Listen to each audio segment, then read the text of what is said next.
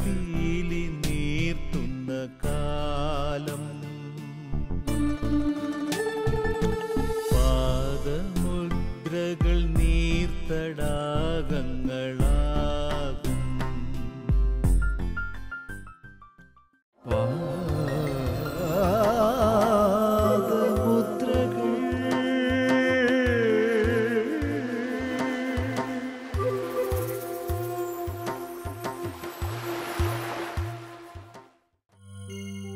കേരള ക്രിസ്തീയ ചരിത്രത്തിൻ്റെ നാൾവഴികളിൽ father Thomas Mannur എന്ന നാമം വിളക്കിച്ചേർക്കപ്പെടുമ്പോൾ ഉലയിൽ ഊതിക്കാച്ചിയെടുത്ത കാരിരുമ്പിൻ്റെ കരുത്തായി സഭയുടെ താങ്ങാകുന്നു മണ്ണൂരച്ചൻ. ദാരിദ്ര്യവും സഹനവും ഇച്ഛാശക്തിയും കൊണ്ട് കെട്ടിപ്പടുത്ത ഗോപുരങ്ങളിൽ ആത്മീയതയെ ആവാഹിച്ച് യേശുവിനെ കുടിയിരുത്തി മുന്നേറിയ അതികായൻ.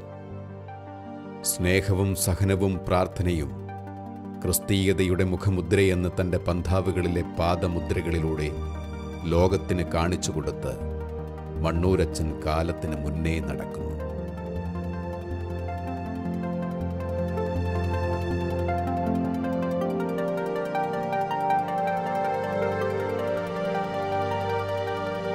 പുറപ്പാടിൻ്റെ ഓർമ്മകൾ ഉണർത്തുന്ന പ്രയാണനാളുകൾ.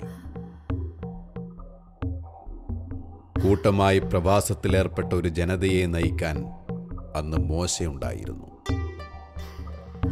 തേനും പാലും സ്വപ്നം കണ്ടിറങ്ങിയ ഒരു ജനതയെ ഫറവോന്റെ കുടില തന്ത്രങ്ങളിൽ പെടുത്താതെ ദൈവം കാത്തു പരിപാലിച്ചു. മന്നയായും നീരുറവയായും ചെങ്കടൽ പകുത്തും അത്ഭുതങ്ങൾ കാണിച്ച ദൈവം അവർക്ക് മുന്നേ ശത്രുവിന് പ്രതിരോധം തീർത്തു. അത് പുറപ്പാടിന്റെ പഴയ കാലം. 1966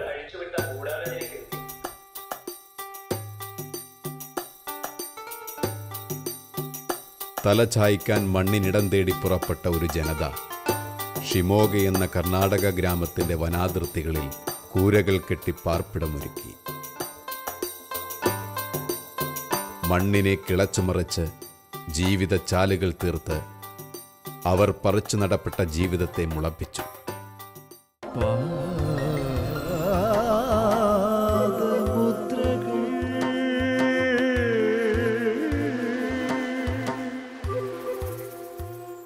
ആയിരത്തി 1966 ഫാദർ തോമസ് മണ്ണൂർ പുതിയ നിയോഗവുമായി ഷിമോഗയിലേക്ക് വരുന്നത്.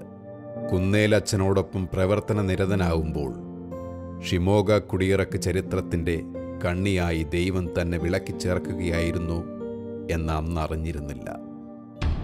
പെട്ടെന്നാണ് ആ അന്തരീക്ഷമാകെ കലുഷിതമാകുന്നത് അവരറിഞ്ഞത്. കർണാടക ഗവൺമെൻറ്റിൻ്റെ പ്രഖ്യാപനം. കർണാടക വനത്തിൽ കുടിയേറി പാർത്തവരെ അവിടെ നിന്നും കുടിയിറക്കണം.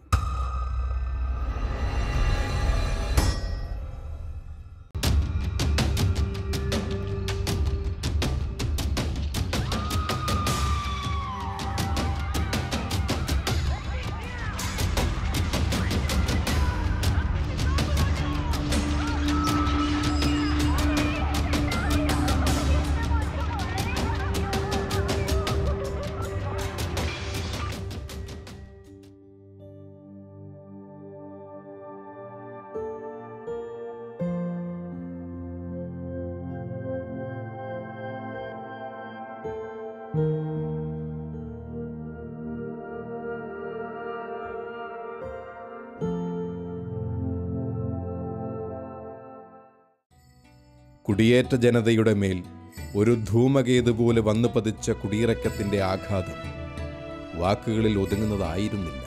വള്ളോപ്പള്ളി പിതാവും കുന്നേലച്ചനും മണ്ണൂരച്ചനും നഷ്ടപ്പെടലിൻ്റെ വേദന തിന്നുന്ന ജനത്തിന്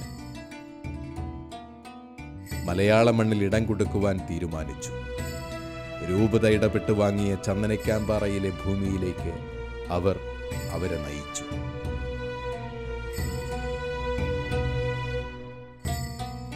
കരിക്കാട്ടിടം നായനാരിൽ നിന്നും വാങ്ങിയ 500 ഏക്കർ സ്ഥലം നറുക്കിട്ട് ജാതി ഭേദമില്ലാതെ 2 ഏക്കർ വീതം വീതിച്ചു നൽകി. ഇന്ന് ഷിമോഗ കോളനി എന്നറിയപ്പെടുന്നു ഈ സ്ഥലം. അന്ന് അവരെ കുടിയിരുത്താൻ നിശ്ചയിക്കപ്പെട്ട ഈ സ്ഥലത്ത് ഇന്ന് ചന്ദനക്കാമ്പാറ പള്ളിയുടെ സ്റ്റേഷൻ പള്ളിയായ ലിറ്റിൽ ഫ്ലവർ ചർച്ച് നിലനിൽക്കുന്നു.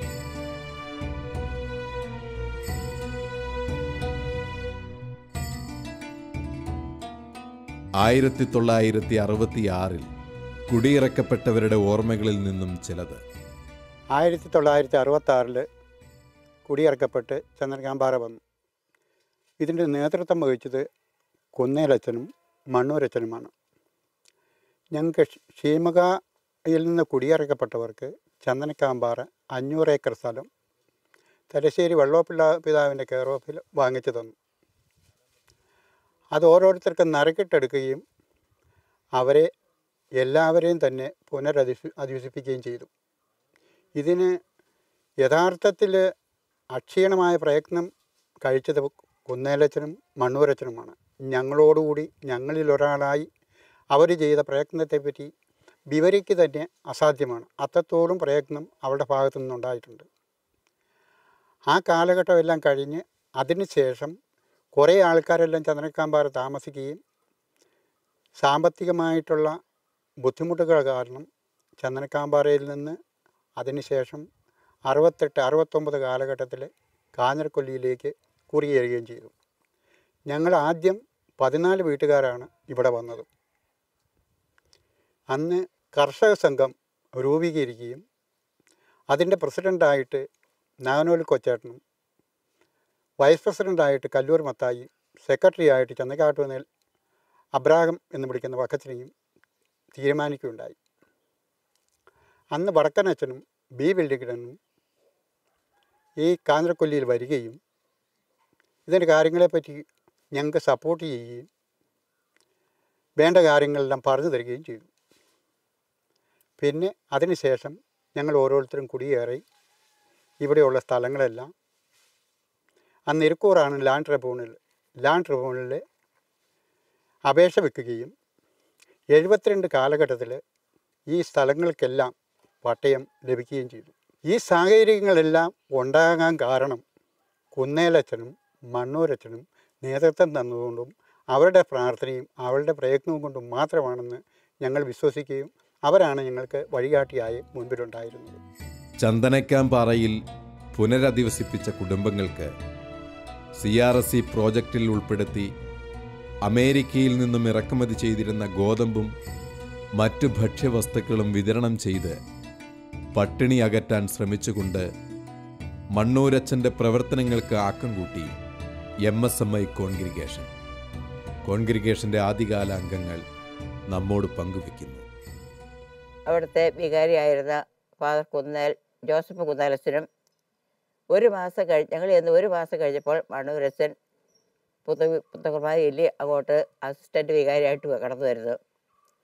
പിന്നെ അവർ 2 പേരുമാണ് അന്ന് ഷിവായിൽ നേതൃത്വം കൊടുത്തുകൊണ്ടിരുന്നത്. 3 മാസം ഞങ്ങളവിടെ കഴിഞ്ഞു. ആ ഇടയ്ക്ക് എല്ലാം കുടിയേർക്ക് ഭീഷണികൾ നടന്നുകൊണ്ടിരുന്നു. എങ്കിലും ഞങ്ങൾ ഇത്ര പെട്ടെന്നാകുമെന്നുള്ള പ്രതീക്ഷ ഞങ്ങൾക്കില്ലായിരുന്നു. പെട്ടെന്ന് തന്നെ കുടിയേർക്കിൻ്റെ ആ ദിവസം മതിയായിരുന്നു. 2-3 ദിവസം മുമ്പേ ഞങ്ങളോട് അച്ഛൻ പറഞ്ഞു, നിങ്ങൾ സാധനങ്ങളെല്ലാം ഒരുക്കി വെച്ചുകൊള്ളുക, എപ്പോഴാണ് ഇറക്കുന്നതെന്ന് അറിയത്തില്ല, അതുകൊണ്ട് ഒരുക്കിയിരുന്നോളാൻ.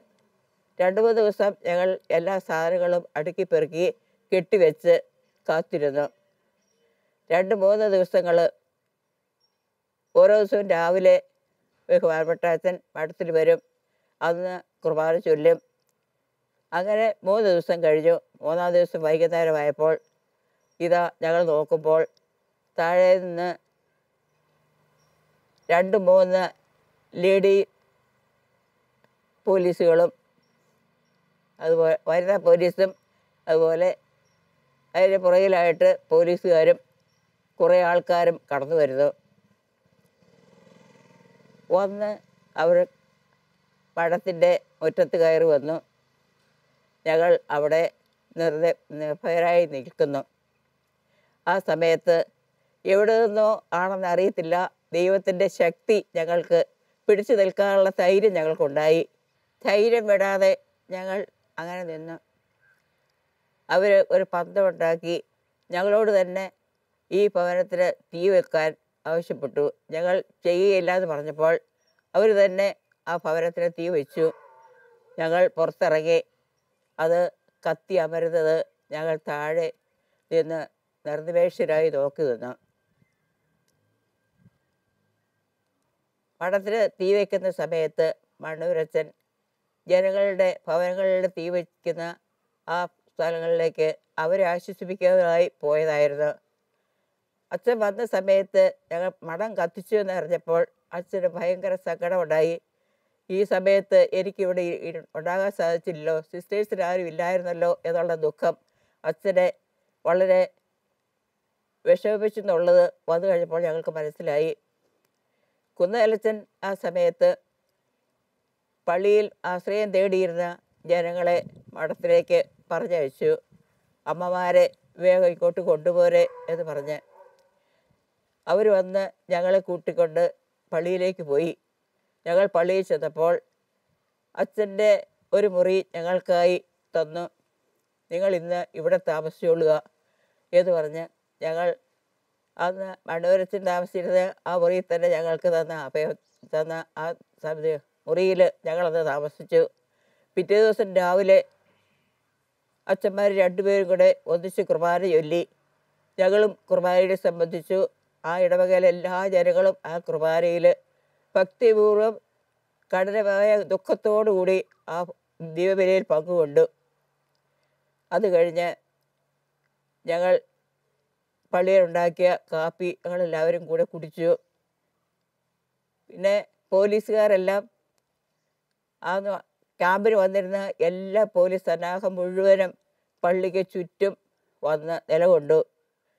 കുന്നേലച്ചൻ ഞങ്ങളോട് പറഞ്ഞ് 2 പേര് പള്ളിയകത്തിരുന്ന് പ്രാർത്ഥിക്കുക, ഒരച്ഛനും പള്ളിയകത്ത്, 2 പേര് പുറത്ത് മറ്റുള്ളവർക്ക് കാവലായിട്ട് നിൽക്കുക, ഒരച്ഛനും. അങ്ങനെ പറഞ്ഞ് 2 പേര് 2 സിസ്റ്റേഴ്സും അണുവരച്ഛനും പള്ളിയകത്ത് പ്രാർത്ഥിച്ചുകൊണ്ടിരുന്ന ആ സമയത്ത് ഏകദേശം പഠിച്ചിട്ടുള്ള പ്രാർത്ഥന മുഴുവനും അവരവിടെ നിന്ന് ചൊല്ലി. പോലീസുകാരെല്ലാം സമയം മുഴുവനും നിർനിമേഷരായി പുറത്ത് നിൽക്കുകയാണ്. അത് കഴിഞ്ഞ് അവരുടെ പ്രാർത്ഥന കഴിഞ്ഞ് എല്ലാവരും പതുക്കെ പള്ളിയിൽ അവിടെ ഇരുന്നപ്പോഴേക്കും അണുവരച്ചനിങ്ങനെ അതിവിടെ തന്നെ പ്രാർത്ഥിച്ചുകൊണ്ട് അങ്ങനെ നിൽക്കുക. പോലീസ് എന്ന് വെച്ച് അച്ഛനോട് പറഞ്ഞ് എഴുന്നേറ്റ് പുറത്തേക്ക് ഇറങ്ങാൻ. എനിക്കിത് പ്രാർത്ഥിക്കുന്ന സ്ഥലമാണ്, ഞാനിപ്പോൾ പോകുന്നില്ല എന്ന് ഉടനെ അച്ഛൻ പറഞ്ഞു. ഇറങ്ങിയപ്പോൾ പറഞ്ഞ് അച്ഛനെ പിടിച്ചു. പിന്നെ അച്ഛൻ അവിടെ നിന്ന് എടുത്ത് പുറത്തേക്ക് വന്നു. സിസ്റ്റേഴ്സും പുറത്തേക്ക് ഇറങ്ങി. അത് കഴിഞ്ഞ് എല്ലാവരും പുറത്തിറങ്ങി പള്ളിയിലുള്ള സാധനങ്ങളെല്ലാം എടുത്ത് അവർ തന്നെ എടുത്ത് പുറത്തേക്ക് വെച്ചു. അത് കഴിഞ്ഞ് പിന്നെ ഞങ്ങൾ ക്യാമ്പിലേക്കുള്ള യാത്രയാണ്. എല്ലാവരും ഓരോരുത്തർ ഇങ്ങനെ പോരുന്നു. ഇറങ്ങി ഞങ്ങൾ സിസ്റ്റേഴ്സും അച്ഛനും അന്ന് ഞങ്ങളോടൊപ്പം ഉണ്ടായിരുന്ന കുറുവച്ചൻ വെളിയത്ത് ഞങ്ങളെല്ലാവരും കൂടി ഈ പള്ളിക്ക് തീയിട്ടു. ഇവർ പോലീസ് തീയിട്ട തീ കത്തിക്കൊണ്ടിരുന്ന അവസരത്തിൽ കുറുവച്ചനും ഞങ്ങളെല്ലാവരും കൂടെ നേതാവേ ക്രിസ്തു രാജ എന്നുള്ള ആ പാട്ട് ഒരു ഹൃദയകാരിയായി തന്നെ ഞങ്ങളത് പാടിക്കൊണ്ട് ഞങ്ങൾ ക്യാമ്പിലേക്കുള്ള യാത്രയാണ്. ശിവകായിൽ നിന്ന് എല്ലാവരെയും ഒരു കിടപ്പാടം കിട്ടണമെന്നുള്ള ആ ബോധ്യത്തോടുകൂടെ അന്നത്തെ പിതാവായിരുന്ന വള്ളപ്പള്ളി പിതാവ് സ്ഥലം വാങ്ങി. അതിൽ 2 ഏക്കർ വീതം ഓരോ ഭവനത്തിനും നൽകിക്കൊണ്ട് ഒരു കോളനിയായി തന്നെ ഇവിടെ അവരെ താമസിപ്പിക്കുവാനായിട്ട് പിതാവ് തീരുമാനിച്ചു. കുന്നേലച്ചനും അടൂരച്ചനും പിതാവിനോടൊപ്പം വളരെ ത്യാഗം സഹിച്ച് അതെല്ലാം ഓരോരുത്തർക്കായിട്ട് ആ സ്ഥലങ്ങളെല്ലാം വീതിച്ചു കൊടുത്ത് അവരെ ഇവിടെ അധിവസിപ്പിക്കാനുള്ള എല്ലാ ഏർപ്പാടുകളും ചെയ്തു. ചന്ദനക്കാമ്പാറ പള്ളിയിൽ ചാർജെടുത്ത അച്ഛൻ ഈ ഗ്രാമത്തിൻ്റെ സർവോന്മുഖ പ്രവർത്തനത്തിന് നേതൃത്വം കൊടുത്തുകൊണ്ട് മുന്നിൽ നിന്നു. പഴയ കാലത്തിൻ്റെ ഓർമ്മകളിൽ പുതഞ്ഞ മനസ്സുമായി താൻ പ്രാവർത്തികമാക്കിയ സ്കൂൾ നോക്കി അച്ഛൻ ഗതകാല സ്മൃതികളിൽ മുഴുകുന്നു. അക്ഷരജ്ഞാനമെത്താത്ത നാട്ടിൽ അക്ഷരം കൊണ്ട് വിപ്ലവമൊരുക്കിയ മണ്ണൂരച്ഛൻ്റെ ദീർഘദൃഷ്ടി ഇന്ന് ഈ നാടിൻ്റെ ഐശ്വര്യമായി നിലകൊള്ളുന്നു. ചന്ദനക്കാംപാറയിൽ നിന്ന് അച്ഛന് സ്ഥലമാറ്റം കിട്ടിയത് നെല്ലിക്കുറ്റി ഇടവകയിലേക്കായിരുന്നു.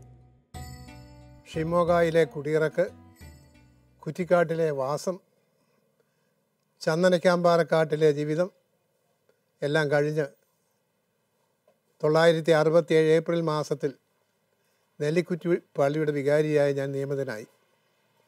ഇവിടെ 220 വീട്ടുകാരെ അന്ന് ഉണ്ടായിരുന്നുള്ളൂ. സാമ്പത്തികമായി മെച്ചപ്പെട്ട നിലയിൽ കഴിഞ്ഞിരുന്ന ആരും ഇവിടെ ഇല്ലായിരുന്നു. ഷിമോഗക്കാർക്ക് ആകാശം തണലും ഭൂമി താങ്ങുമായിരുന്നു. ഇവിടെ ആളുകൾക്ക് കയറി കിടക്കാൻ സ്ഥലം ഉണ്ടായിരുന്നു എന്നതൊഴിച്ചാൽ ജീവിക്കാൻ മാർഗമില്ലായിരുന്നു. ഈ പള്ളി കൂടാതെ നേരത്തെ തന്നെ തുടങ്ങിയിരുന്ന അരീക്കമല പള്ളിയുടെ ചുമതലയും എനിക്ക് പിതാവ് തന്നു. ഏതാനും മാസങ്ങൾ കൂടുമ്പോൾ മാത്രം കുർബാനയുണ്ടായിരുന്ന അരീക്കമല പള്ളിയിൽ എല്ലാ ഞായറാഴ്ചയും കുർബാന എന്ന സമ്പ്രദായം നിലവിൽ വന്നത് ഞാൻ വന്നതിന് ശേഷമാണ്. അവിടെ മുടങ്ങാതെ വൈകുന്നേരം കുർബാന, കൊച്ചുകുട്ടികളുടെ വേദപാഠം ഇതെല്ലാം ക്രമമായി നടത്താൻ തുടങ്ങി. അങ്ങനെ 2 വർഷം ഇവിടെ ജോലി ചെയ്ത് കഴിഞ്ഞപ്പോൾ എൻ്റെ ആരോഗ്യം അത്ര നല്ലതല്ലാതെ ഇരുന്നതുകൊണ്ട് പിതാവ് എനിക്ക് സ്ഥലമാറ്റം തന്നു. അത് ഒരുപാട് ദൂരത്തേക്കായിരുന്നു. വയനാട്ടിൽ കൽപ്പറ്റയ്ക്കടുത്തുള്ള കോട്ടത്തറ ഇടവകയിലേക്ക് 69 ഏപ്രിൽ മാസത്തിൽ എന്നെ പിതാവ് അയച്ചു. 950 മുതലാണ് നെല്ലിക്കുറ്റി പ്രദേശത്തെ ആളുകൾ കുടിയേറി താമസിക്കാൻ തുടങ്ങിയത്. വളരെ ദരിദ്രരെന്ന് പറയാനില്ല, എങ്കിലും ഒട്ടും ആശാവഹമല്ലാത്ത സാമ്പത്തിക ചുറ്റുപാടാണ് അവർക്കുണ്ടായിരുന്നത്. 220ഓളം വീട്ടുകാർ ഇവിടെ ഉണ്ടായിരുന്നു. കാലത്തിന് മുന്നേ നടന്ന ഈ പ്രതിഭാധനൻ്റെ കാഴ്ചപ്പാടുകൾക്ക് തുടർച്ച കാത്തുവയ്ക്കുന്ന ഇപ്പോഴത്തെ വികാരി ഫാദർ ജോസ് കുരീക്കാട്ടിൽ. ബഹുമാനപ്പെട്ട തോമസ് മണ്ണൂരച്ഛൻ നെല്ലിക്കുറ്റി ഇടവകയിൽ ചെലവഴിച്ച കാലഘട്ടത്തെക്കുറിച്ചുള്ള ഒരു ലഘുവായ വിവരണം അദ്ദേഹം നൽകുകയുണ്ടായി. ഇന്ന് ഇവിടെ വികാരിയായി ശുശ്രൂഷ ചെയ്യുന്ന ഞാൻ ഈ ഇടവകയുടെ പ്രവർത്തനങ്ങളെയും ഇടവക സമൂഹത്തെയും വിലയിരുത്തുമ്പോൾ വളരെ നല്ല സഹകരണ ഭാവത്തോടെ പരസ്പര കൂട്ടായ്മയിൽ മുന്നോട്ട് പോകുന്ന ഒരു ഇടവക സമൂഹത്തെയാണ് ഞാൻ കണ്ടെത്തുക.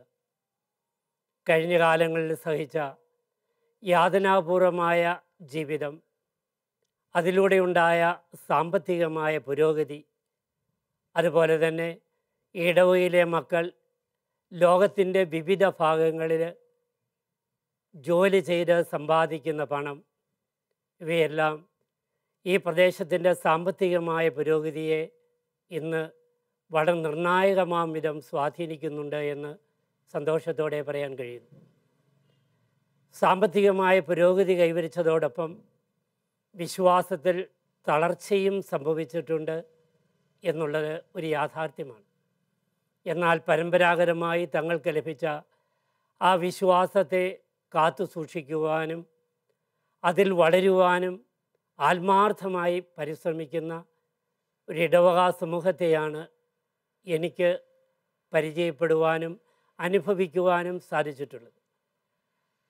ഇവിടെയുള്ള ക്രൈസ്തവ സമൂഹം പരസ്പര സ്നേഹത്തിലും ഐക്യത്തിലും ജീവിക്കുന്നതോടൊപ്പം തങ്ങൾക്ക് ദൈവം തന്നിട്ടുള്ള നന്മകളെ സഹോദരങ്ങളുമായി പങ്കുവയ്ക്കുവാനും അവർ സന്നദ്ധരാണ്. അങ്ങനെ ഒരു കൂട്ടായ്മയിൽ സന്തോഷത്തോടെ ജീവിക്കുന്ന ഒരു സമൂഹത്തെയാണ് നമുക്കിവിടെ കാണുവാൻ കഴിയുന്നത്. ഷിമോഗ കുടിയിറക്കിൻ്റെ ജീവിതാനുഭവവുമായി നെല്ലിക്കുറ്റിയിലെത്തിച്ചേർന്ന ബഹുമാനപ്പെട്ട മണ്ണൂരച്ഛൻ ഈ ഇടവക സമൂഹത്തിൻ്റെ സാമ്പത്തിക പുരോഗതിയിൽ ഈ സമൂഹത്തെ ഒരു കെട്ടുറപ്പുള്ള സമൂഹമായി വാർത്തെടുക്കുന്നതിൽ വളരെ നിർണായകമായ ഒരു പങ്ക് വഹിച്ചിട്ടുണ്ട്. അദ്ദേഹത്തെ ഇന്നും ഈ ഇടവകയിലെ ആൾക്കാർ ഓർമ്മിക്കുന്നു, വർഷങ്ങൾക്ക് ശേഷവും. മാത്രമല്ല, ഈ അല്പം സമയത്തിനുള്ളിൽ അദ്ദേഹവുമായി സംസാരിച്ചപ്പോൾ ഇടവയിലെ പ്രായമായവരെ കൃത്യമായി ഓർത്തിരുന്ന് അവരുടെ ജീവിതത്തെപ്പറ്റി അന്വേഷിക്കുവാൻ മാത്രം അദ്ദേഹത്തിന് ഈ ഇടവക സമൂഹവുമായി അന്ന് ബന്ധമുണ്ടായിരുന്നു എന്ന് ഞാൻ മനസ്സിലാക്കുന്നു.